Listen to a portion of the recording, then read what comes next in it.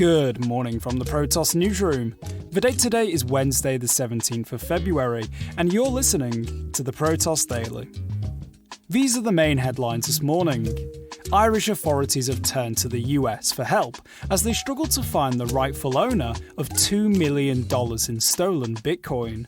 A Vietnamese internet cafe is calling on others to join it as it attempts to claw back coronavirus losses by mining cryptocurrency. And Coinbase users are now able to join a waitlist as it becomes the latest exchange to allow staking for Ethereum 2.0. In time of publication, Bitcoin is trading at $51,400, up 5% for the day, setting another all-time high. Monero has been the biggest top 20 gainer for the day, up 13%, while Doge has been the worst, down 4%. And now we're going to pass it on to Jamie Lowe, who's going to be bringing you today's news. Irish authorities struggling to figure out who owns $2 million worth of stolen Bitcoin have turned to the US for help. The currency was stolen in a 2018 SIM swapping operation by a group of at least 8 fraudsters known as the Community. Police seized the ill-gotten crypto in December, but have so far just found 4 parties with a claim to it. So realising they've hit a brick wall, the country's Criminal Assets Bureau has now requested help from US authorities to figure out who else is missing their Bitcoin. Not surprisingly, they say they expect a quick and substantive response. Until then, CAB will keep the funds in their current form, i.e. Bitcoin, but a judge acknowledged that this presents a certain level of risk, presumably a reference to its volatile price. The lawyer for one of the victims already identified said their client was very, very anxious for Ireland to return their Bitcoin. You don't say. Internet cafes are attempting to claw back some of the losses caused by the coronavirus pandemic by turning to cryptocurrency mining. Star Computer, one of Vietnam's biggest internet cafes, has repurposed graphics cards from its unused gaming machines to create crypto mining rigs and now wants to recruit others affected by COVID-19. The idea of internet cafes mining cryptocurrency isn't completely new, but such operations are usually illegal. A 2018 case in point saw a hacking crew team up with computer maintenance staff to reportedly earn $800,000 by injecting Sia coin mining malware into more than 100,000 computers spread across 30 Chinese cities.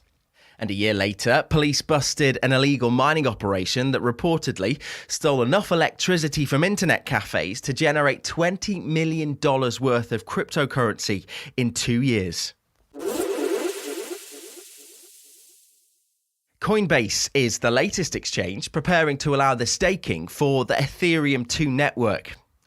Coinbase users can now join a waitlist to put their Ether into the Beacon Chain smart contract, which bridges the gap between the old and new Ethereum networks, eventually converting legacy Ether into Ether 2 once the upgrade is complete. The reboot gets rid of its Bitcoin-like proof-of-work algorithm in favour of a proof-of-stake network. Typically, it requires 32 Ether to run a validator node, but Coinbase will allow users to stake any amount of Ether in their account. Once Ether is deposited into the Beacon chain, it cannot be withdrawn directly. However, using an exchange will be one way of getting around this restriction.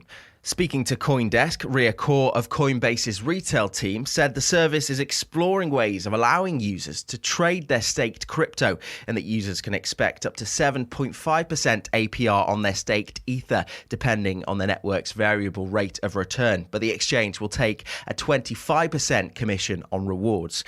Coinbase is the latest to support Ether 2 staking, with Kraken and My Ether Wallet actively depositing Ether into Ethereum 2's Beacon Chain contract. There is currently $5.5 billion worth of Ether locked in the Beacon Chain, ready for what will be a speedier and more efficient version of the popular crypto network. Meme king Elon Musk may be ready for Tesla buyers to use Bitcoin, but Autonation CEO Mike Jackson says he'll stick with the dollar for now. Jackson told Yahoo Finance Live that he's absolutely astounded and amazed at what Bitcoin is worth today, adding that he doesn't know where it's going and what it all means. As a result, the dealership boss, who operates 315 retail locations across the country, isn't sold on the idea of taking crypto as payment for used or new vehicles.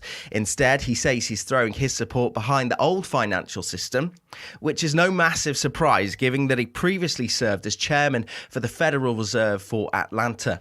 It looks like a case of if it ain't broke, don't fix it for Jackson, with Autonation's latest earning report released on Tuesday, revealing that the company exceeded sales and profit forecasts and has seen its share prices rise by around 4%. Wait until he hears about Doge. It'll blow his mind. Thank you for listening. To stay up to date with the latest from the world of crypto, make sure you subscribe to the Protos Daily on Spotify, Apple Podcasts, and all other major podcast providers.